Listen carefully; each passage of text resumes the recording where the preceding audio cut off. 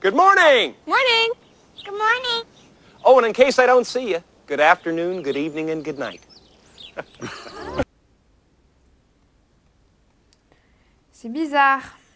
J'ai l'impression qu'on m'observe là.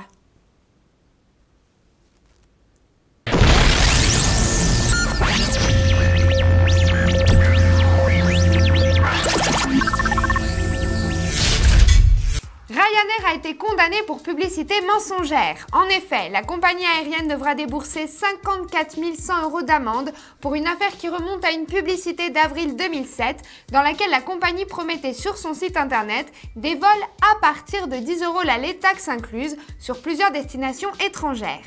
Mais voilà, les coûts de paiement par carte bancaire n'étaient pas mentionnés. L'antitrust a donc indiqué que ces 2,50 € de différence, à l'époque, devaient avoir été précisés. Et blanc, dans les dents. Pour sa défense, Ryanair affirmait que ce coût n'était pas obligatoire puisque les porteurs d'une certaine catégorie de cartes, la Visa Electron, n'avaient aucun coût de transaction à payer. Mais la justice a tranché et c'est maintenant Ryanair qui devra lâcher pas mal de billets.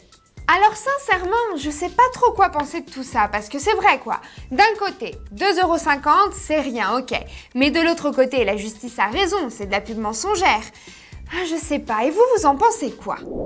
Si vous êtes du genre à aimer faire des blagues à vos collègues de bureau, j'ai là un gadget qui est fait pour vous.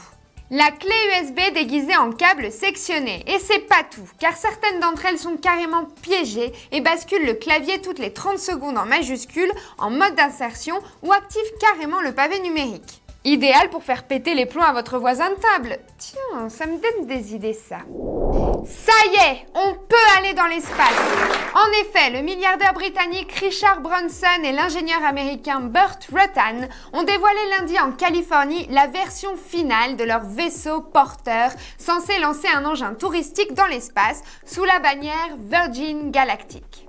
Le premier avion, baptisé Eve en l'honneur de la mère de Branson, est donc sorti d'un hangar de l'aéroport de Mojave, au nord de LA, où est installée la boîte de Mr. Rutan, j'ai nommé Scaled Composites. L'engin est le plus grand aéronef au monde en composite, selon Virgin Galactic. Son envergure est de 43 mètres et il pourra carrément voler à une altitude de 50 000 pieds. Virgin Galactic estime que WK2, c'est le nom de l'engin, effectuera son premier vol à l'automne 2008. Il transportera Spaceship Two, l'appareil qui enverra les 6 passagers à 120 km au-dessus de la Terre pendant un quart d'heure en apesanteur en 2010. C'est révolutionnaire comme nouvelle, non? Vous vous imaginez un peu? Aller dans l'espace! Ça y est, c'est tout prêt! Alors si ça vous branche d'être parmi les 6 premiers touristes de l'histoire à aller dans l'espace, je vous préviens, c'est 200 000 $ quand même. Je sais, c'est pas donné, mais sachez qu'apparemment 200 personnes sont déjà inscrites. Ah, si j'étais riche! Voici une news pour ceux qui en ont marre de Mac et de son iPhone. Le futur Nokia 5800 Tube, également connu sous le nom de Tube, sera le premier smartphone tactile de Nokia et un sérieux concurrent du Jesus Phone. Des fuites d'infos ont fait surface et apparemment le Nokia 5800 présentera entre autres 3 mégapixels autofocus pour la caméra avec un objectif Carl Zeiss, double clignotement LED et géomarquage de soutien grâce à l'aide du GPS avec AGPS Function. Il inclura également une connexion Wi-Fi, Bluetooth stéréo, USB 2.0 et même une sortie TV. Pour le reste, que vous dire? 140 mégaoctets de mémoire vive et une fente pour une carte micro SD pouvant supporter jusqu'à 8 gigaoctets.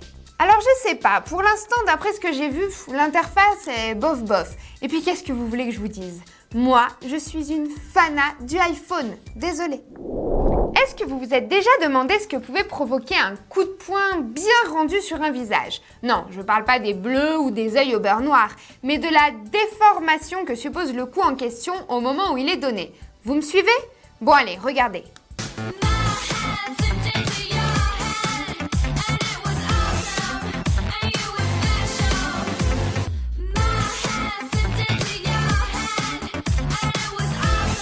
Ouch, impressionnant, non?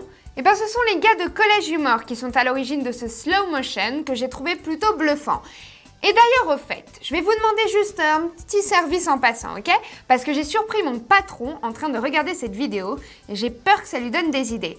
Alors, s'il vous plaît, commentez et envoyez-nous plus de trucs au newsroom parce que bon, en fait, je tiens à mes dents, mine de rien. Mais non, je rigole. Après le syndrome de Capgras, où quelqu'un pense que les membres de sa famille ont été remplacés par des doubles, ou celui de Frigoli qui consiste à se croire persécuté par une personne, voici le syndrome de Truman. En effet, deux psychologues canadiens, les frères Joel et Ian Gold, décrivent l'émergence d'un trouble qui reflète bien notre époque, le Truman Show Disorder. Certains de leurs patients sont persuadés d'être filmés 24 heures sur 24 à leur insu, dans le cadre d'une émission de télé-poubelle. Ok, désolé, je voulais dire de télé-réalité, dont ils sont les héros exclusifs. Alors j'avoue, c'est flippant, mais sincèrement, je sais pas. Je pense que c'est arrivé à tout le monde à un moment donné, ce sentiment-là, non? Mais sérieusement, après avoir vu le Truman Show, qui ne s'est jamais demandé s'il n'y avait pas une caméra derrière le miroir de sa salle de bain? Allez, ne soyez pas de mauvaise foi. Et puis finalement, sortez dans la rue et observez un peu autour de vous. C'est une réalité.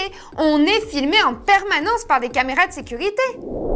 Alors, avec la Wii jusqu'ici, on pouvait faire du sport, conduire une voiture, jouer à un tas de trucs, mais toujours virtuellement dans son salon. Je vais vous laisser aujourd'hui avec une vidéo qui démontre que plus maintenant, ça y est, la Wiimote peut être utilisée en extérieur pour faire du canoë. Si. Comment? Vous allez le voir. Allez, je vous laisse. Gros bisous et à demain sur Mobuzz TV. Ciao!